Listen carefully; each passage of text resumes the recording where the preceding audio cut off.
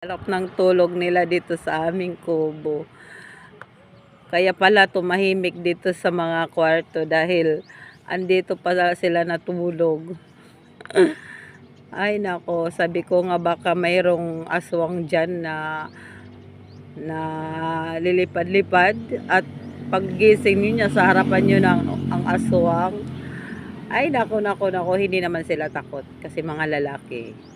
Minsan lang yun, minsan isang beses lang yun natakot sila. Ngayon hindi kasi mainit kasi ngayon. Parang habagat, mainit. Ay maganda talaga dito sa amin, kubo. Ditong matulog sa kubo. Bakit? Ha? No, di pa. Oo. Ayan. Wala nang punda.